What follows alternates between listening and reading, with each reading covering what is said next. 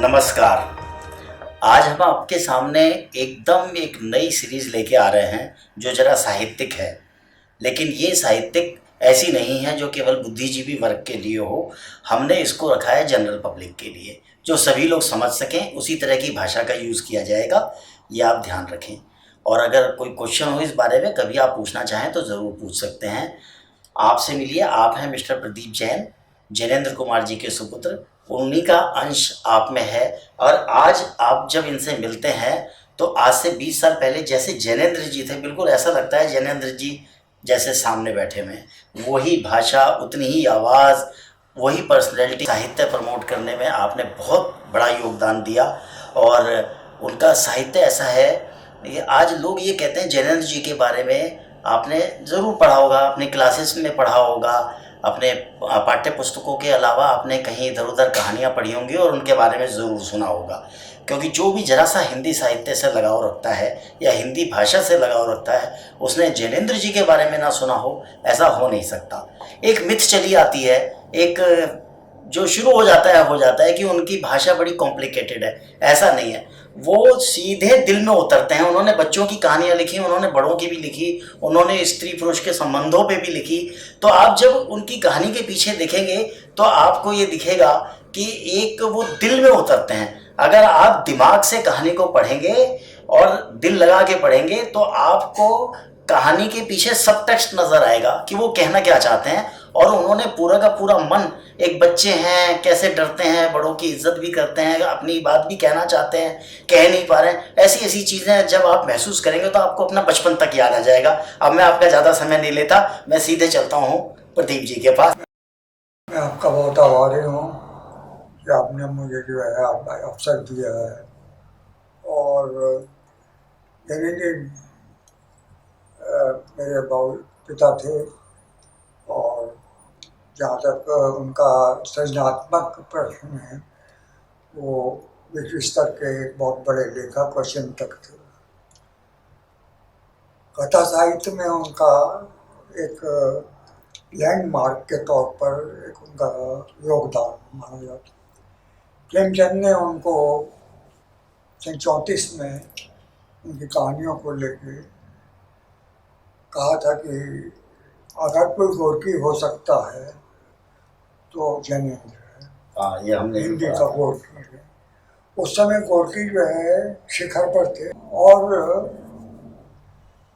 हमारे कई लोगों ने प्रेमचंद जी से पूछा कि आप 34-35 के बाद कि आप हिंदी का भविष्य क्या समझते हैं। तो उन्होंने कहा कि देखो, ऐसा है कि जैनेन्द्र से बहुत संभावनाएं हैं उस, और ये कुल 30 साल के थे, 29-30 के थे। जैनेन्द्र जी 29-30 साल के थे। अच्छा। तो उन्होंने कहा कि जैनेन्द्र में एक असाधारण प्रतिभा है। वो बहुत सहज ढंग से रोजमर्रा की घटनाओं को लेकर, वो जिस तरीके से उसका जो है वो रचना का संयोजन करते हैं, उसमें एक जीवन की दृष्टि डालते हैं, और वो एक व्यापक मानव समाज को लेकर चलती है। बाल मनोविज्ञान पर कई कहानियाँ हैं उनकी। एक मुख्य बात यह है कि जैनेन्द्र जो है घटनाओं के माध्यम से अंतर्मन के जो संघर्ष है उसके वो चितेरे रहे हैं।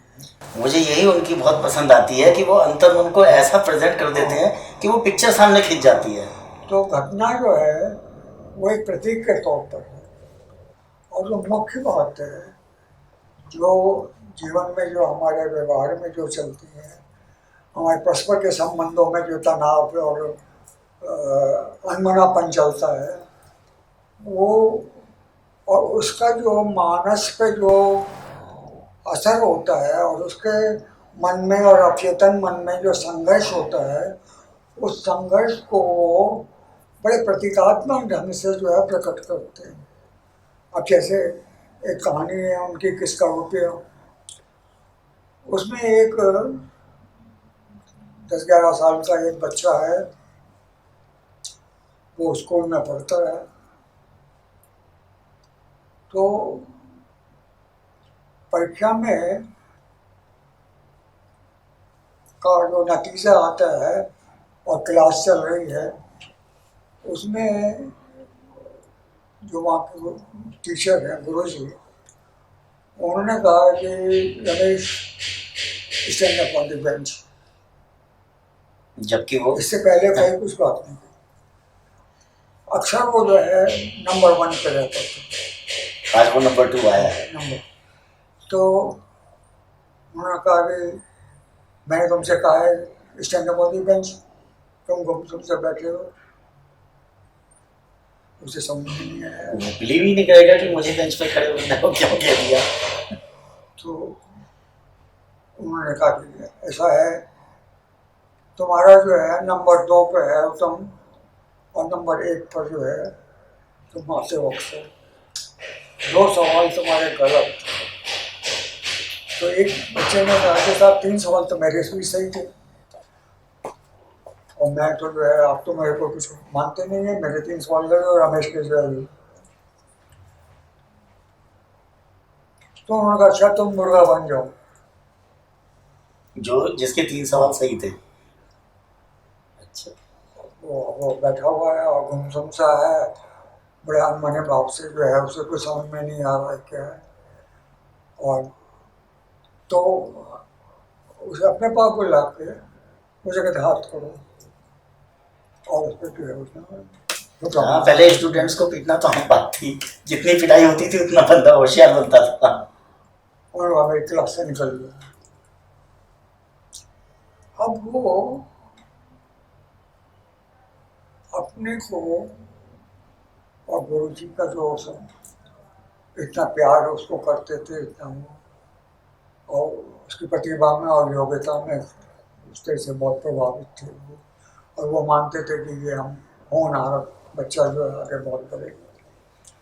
जब उनको ये लगा कि भाई इसका जो है, तो उनको धक्का सा लगा था, और ये धक्के के कारण से ही और जो गहरा लगाव था विद्यार्थी के प्रति, उसका संघर्ष जो है वो वहाँ जाहिर हो रहा है। जो बहुत अच्छा उभर के आया है, प्रसंग बहुत अच्छा उभर के आया है। और उनको जो है कोई ऐसा क्यों हुआ। अब रमेश जो है वो अनमने भाव से जो है वो अपने घर की तरफ जा रहा था। तो और उसके मन में जो है बहुत द्वंद था, और वो बिल्कुल कुछ समझ नहीं पा रहा था कि मेरे को कोई पसंद नहीं करता, मुझे कोई ये नहीं करता, और कोई भी नहीं मैं चाहता। उसे डिप्रेशन होने लगा इस बात का कि मुझे इतने अच्छे नंबर लाने के बाद भी सजा मिल गई।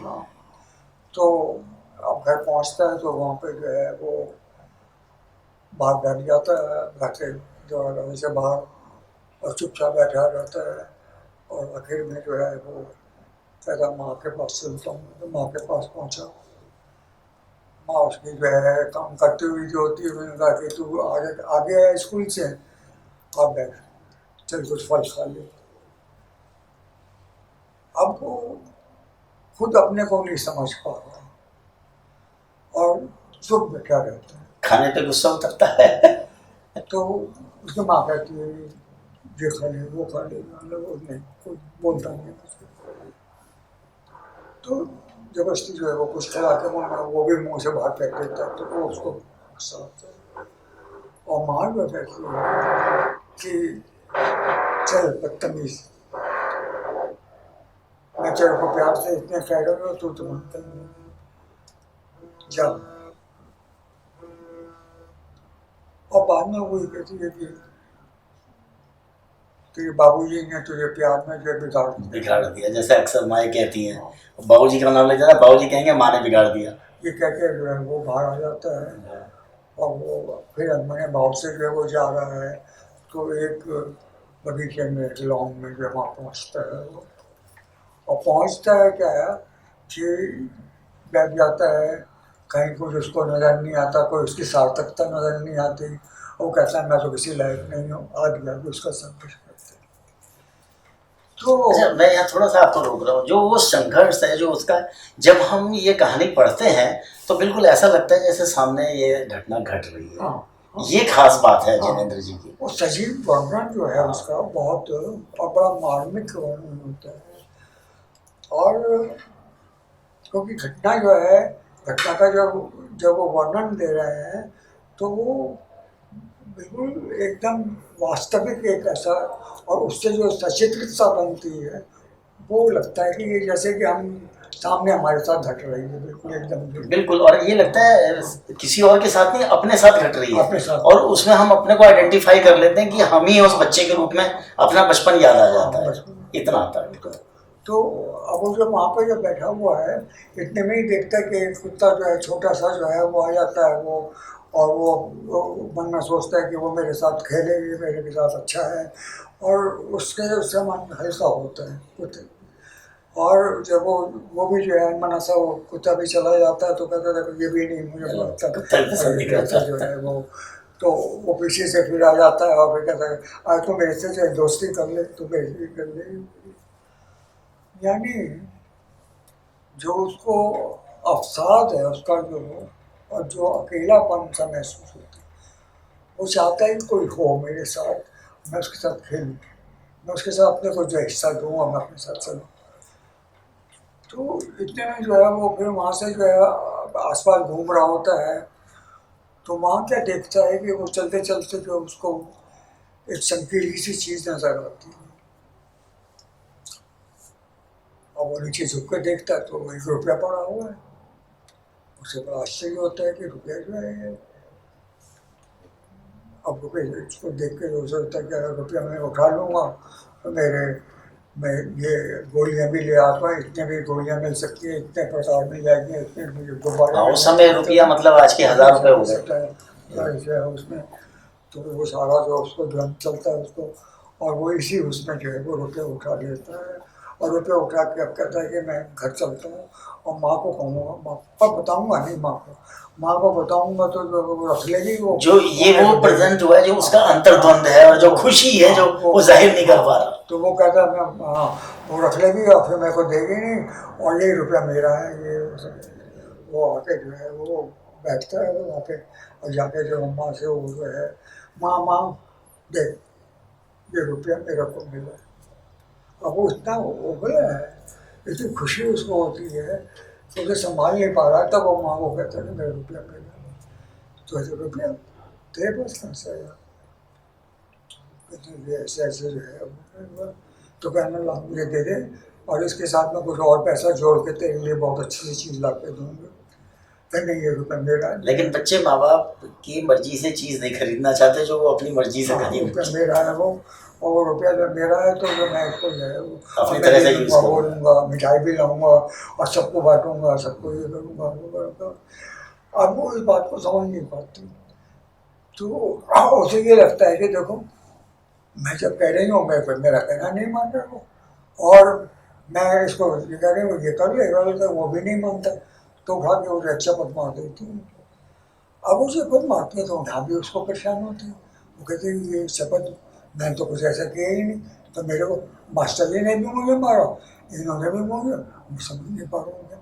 तो वो फिर आके जो है वहीं बैठ जाता अपने, जब बाहर आके बैठ गया गुस्से में आके, और ये वो इतने में उसके जो पिताजी हैं रामचरण, वो अपना ऑफिस का काम खत्म करके जो है वो वापस लौट गए घर पे, और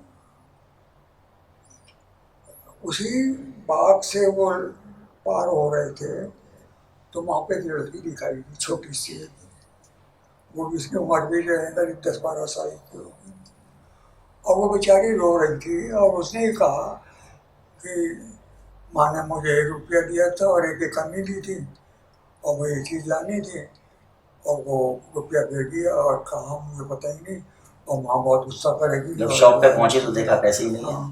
और क्या करूँ मैं, ये ऐसा हो गया मैंने ये, और बहुत भयभीत थी और बहुत उससे और रुआसी थी और वो थी। तो रमेश के पिताजी ने कहा कि बेटा क्या हुआ, उन्होंने कहा ऐसे ऐसे जो है मैं आपको दिया था माँ ने मुझे दिया, और वो रुपया जो है कहाँ गिर गया मुझे पता ही नहीं। और माँ जो है बहुत गुस्सा करेंगे, मेरे को मारेंगे, मेरे से करेंगे। तो वो कहते हैं, अब वो मन में उनके जो होता है कि अगर मैं इसको रुपया अपना दे दूँ तो उसको एक थोड़ा राहत मिलेगी। और अब पर वो जो है सोच ही रहे हैं, और सोच के जो है वो आगे बढ़ने की, तो कहते हैं कि आज मत ना, अंधेरा होने को हो रहा है, कल आके देख लेंगे उसको। कल ढूंढ लेंगे रुपए के तुम्हारे। आगे बढ़ते हैं, घर की तरफ पहुंचे तो वहाँ देखा कि साहब रमेश बाबू जो है वो बाहर बैठे हुए हैं, और बुद्ध की तरह की से ध्यान लगाए बैठे हैं वहाँ पे। ये क्या बात है, मैं बेटे क्या कर रहा हो तुम यहाँ, कैसे बैठे हो? तो अंदर कमरे में गए तो हमने माँ से कहा कि भाई ये रमेश तो बाहर बैठा हुआ, उसे तुमने क्यों बुलाया नहीं? तो तुम चलो। तो तब उसने कहा कि भाई वो रुपया जो है, अच्छा वो रुपया जो है वो आंगन में पड़ा हुआ था, माँ ने जो है तो आंगन में रुपया फेंक दिया था। जब माँ ने ले लिया, छीना झपटी हुई तो रुपया, और आंगन में पड़ा हुआ, वो आंगन में पड़ा हुआ था, रुपया यहाँ क्यों पड़ा हुआ है? तब उन्होंने बताया कि ये सारा जो है ऐसे ऐसे, वो सारा उन्होंने ये उसको, सारी पिक्चर सामने खिंच गई है, उस लड़की का ही होगा, तो ये कर लिया। अब उनके सामने जो है वो सारा नक्शा सामने आ गया। उस लड़की का जो है रोना, उस लड़की की बेचैनी, उस लड़की की जो है वो घबराहट, घबराहट, घर जाके पिटेगी हाँ, अभी माँ से। कि माँ उसको मारेगी, उसका रुपया खो गया, ये वो। और वो जो है अब वो सोचते हैं कि मैं इस रुपया लेके उसके पास जाऊं और उससे कहूं कि देखो ये तुम्हारा रुपया, अब इकट्ठी तो नहीं मिली पर रुपया मिला है, तो मैं उनसे। अब यही पर टर्निंग पॉइंट आता है यहाँ लेखक इसका ने एक ऐसा। पंक्ति वहाँ और जोड़ दी है कि उस बिटिया का जो रुपया खो गया था और रमेश को वो मिल गया। एक का खोया एक को मिला, एक तरफ खोया, एक का तरफ लॉस एक पाया। का प्रॉफिट। आखिर ये रुपया किसका है, खोने वाले का है या पाने या वाले पाने का? वाले का है। और खोने वाले का ये कि वो दुखी है, परेशान है, और एक तरीके से देखा जाए तो गरीब परिवार की है वो, जिसे कहते हैं वंचित, तो उसका रुपया खोना वो बड़ी कीमत है। ये सन 35 में कहानी लिखी गई थी, और 35 का समय समझिए कि 1 रुपया की कीमत। हाँ, मैं इस बात पे आपसे ये कह रहा हूँ, 1935 की कहानी लिखी हुई है, लेकिन हमें ये रेलिवेंट लगती है आज की डेट में भी। ये नहीं है केवल साइकोलॉजी को लेके, अगर आप इसको ठीक से पढ़ें तो ये कहानी कंटेम्प्रेरी इसलिए लगती है मुझे। इस कहानी को अगर हम देखते हैं, आज हमने लड़की को मान लिया पब्लिक, और रमेश को मान लिया जो कि खुश है सरकार। इसको आज कोविड में एक का लॉस हो रहा है, जो मरीज मर रहे हैं, जा रहे हैं, पैसा भी खर्च कर रहे हैं, और डॉक्टर्स हैं जिनको या मेडिकल लाइन वालों को बड़ा फ़ायदा हुआ। तो ये अगर आप इसको अलग अलग कॉन्टेक्स्ट में देखेंगे कहानी को, तो आपको ये बिल्कुल रेलिवेंट और आज की कंटेम्प्रेरी कहानी लगेगी। ये नहीं लगेगा कि हम कोई बहुत पुरानी कहानी देख रहे हैं, क्योंकि इन्होंने एक मानव हृदय को छुआ है। तो मानव हृदय को छूने की वजह से ये क्वेश्चन तो अनुत्तरित रहेगा। आप बाद में देखेंगे कि अनुत्तरित रहेगा, आपके ऊपर छोड़ा है किसका रुपया है, जिसने खोया या जिसने पाया। बाकी अच्छा तो आप ही बताएंगे। आपने बहुत अच्छी बात कही है। वहाँ से जो है जीवन का एक पूरा परिप्रेक्ष्य खुलता है, और हमारे जो जो व्यवस्था है उस पर एक प्रश्न चिन्ह लगता है। आज जो प्रश्न है कि अर्थ आधारित जो एक व्यवस्था बन गई है, जिसमें रुपया एक मुख्य मूल्य है, और हमारे पूरे संबंधों को आकार देने में वो रुपये का योगदान होता है। जिसके पास रुपया है वो समाज में उच्च वर्ग का है, जिसके पास नहीं है वो वंचित और दरिद्र माना जाता है, और वो उसका समाज में कोई स्थान नहीं। गणेश जी का जो कहना था कि अगर रुपया जो है मुख्य मूल्य बन गया तो उससे समाज में हिंसा बढ़ेगी, शोषण बढ़ेगा, और जीवन में आपस में दूरियां आ जाएंगी। और जो सात्विक मूल्य हैं उनका क्षरण हो, वो कहीं ना कहीं तिरोहित हो जाते हैं। उनका क्षरण। संवेदना और हिस्सेदारी और दुख सुख का जो है एक पूरा, और का एक दूसरे का दुख को समझना, वो संभव नहीं होगा। आज जो हमारा महामारी का जो एक उसमें हम देख रहे हैं कि जिस तरह से गरीब और गरीब, वंचित तो और वंचित, और जो अंतिम पुरुष है वो इतनी बुरी तरीके से त्रस्त है कि रुपये की कीमत जिसके पास है वो तो कुछ लोग अपना जो महामारी से जूझ रहा है, और जिसके पास नहीं है वो क्या करे। प्रश्न है कि आज जो हिस्सेदारी है, जो साझेदारी है, वो कम होती जाए। अच्छा, और ऐसा भी नहीं है कि पूरी तरह से खत्म हो, ऐसा भी नहीं है। पर सवाल ये है कि जो हमारी एक संस्कृति बन गई है, सामाजिक एक संस्कृति बन गई है कि हर आदमी जो है दौड़ में शामिल और पैसे की तरफ भाग रहा है। एक भौतिक और वस्तु का जो जितना हमारी एक दौड़ हो रही है, उस दौड़ में जो है, और उस दौड़ में जो है एक तरीके का जो है कहिए कि आपका विवेक काम नहीं कर रहा, आप अंधाधुंध चल रहे हैं। अब इसी बात को लीजिए कि ये जो माल खुले हुए हैं उनमें अगर आप जाते हैं तो जो चीज़ आपको ज़रूरत नहीं है वो भी चीज़ ले आते हैं घर में। जिसके पास पैसा है, खूब है, बेजरूरत की चीजें खरीद रहा है आदमी, तो और जिसके पास नहीं है उसके लिए जरूरत का सामान लेने वहाँ पे जो उनके खाने और उनके जीने की जो एक वो चीज़ जो उनके पास नहीं है, क्योंकि उनके पास पैसा नहीं है। वो आपके पास जो है, और आप जो है उस तरीके से जो घर पे आके जो वो सामान रखते हैं तो वो इस तरीके से आप पे बोझ है, क्योंकि इस्तेमाल तो होना नहीं, क्योंकि उसके पास है तो मेरे पास भी होना चाहिए।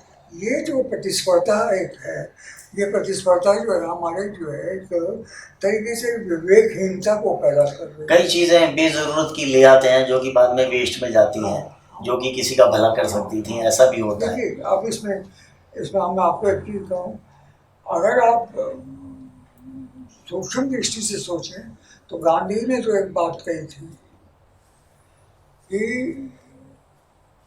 प्रकृति के पास इतना कुछ है, अगर आपके पास लालसा है, जरूरत पूरी कर सकती है, लालच नहीं। लालच है, ये उनका कहा बहुत फेमस। और रुपये के साथ में जो लालसा लगती है, महत्वाकांक्षा, आकांक्षा, ये वो, और एक तरीके से एक दौड़ चल रही है, प्रतिस्पर्धा चल रही है, एक वर्चस्व की एक स्थिति आती है कि एक साहब जो है जिनके जो है 32 कमरे हो गए, और उसके आगे जो है देखिए कि वो वहाँ पे जो है ये गरीब और ये जो दरिद्र लोग हैं उनकी बस्ती है पूरी की पूरी।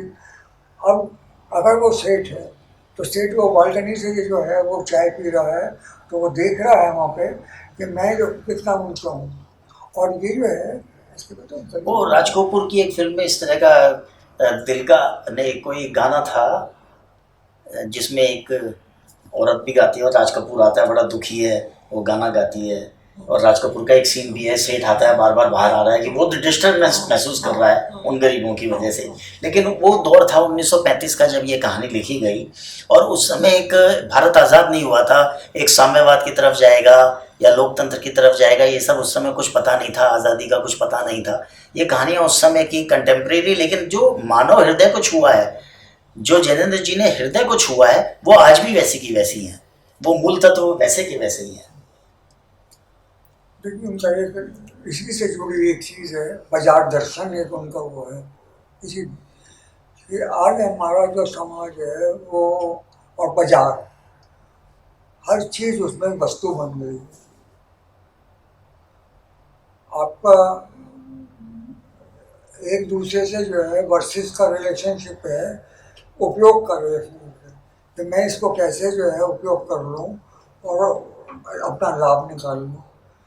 नतीजा ये है कि जो परस्पर का जो एक सौहार्द होता है, प्रेम होता है, सद्भाव होता है, वो खत्म हो रहा है। आप जो है दूसरे पर भरोसा नहीं कर सकते, क्योंकि कब कहाँ क्या कर बैठेगा वो भी पता नहीं है। तो अगर आपके उसमें जो है ये इस संबंधों में भरोसा और विश्वास वो अगर खत्म हो जाएगा तो इससे जो है इससे बड़ा जो है संकट और कोई नहीं हो सकता।